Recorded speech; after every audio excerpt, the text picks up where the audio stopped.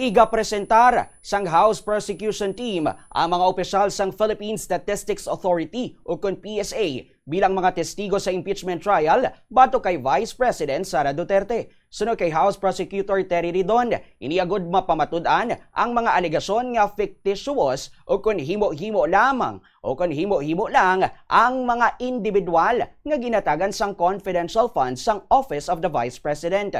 Sunod sa mamalidha, kaupod ang mga opisyal sang PSA sa mga testigo sa alegasyon sang misuse o kung sala nga paggamit sang confidential funds. Nakitaan sa ilang nga pag-review nga ang mga ngalan gayara sa mga acknowledgement receipt kaangay sa nanday o kung kaangay nanday Mary Grace Piatos, Milky Sequoia, kag iban pa ang wala makitaan sa mga records sang PSA. Buot silingon, wala sang record nga sila ang nabunag, nagpakasal o kung napatay sa Pilipinas.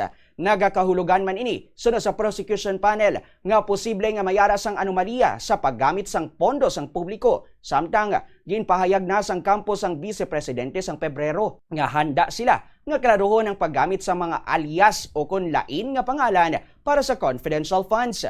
Lakip na diri ang ginakwestiyon nga recipient nga si Mary Grace Piatos nga ginapahayag nga kaangay sang pangalan sang isa kasikat nga brand sang chichirya.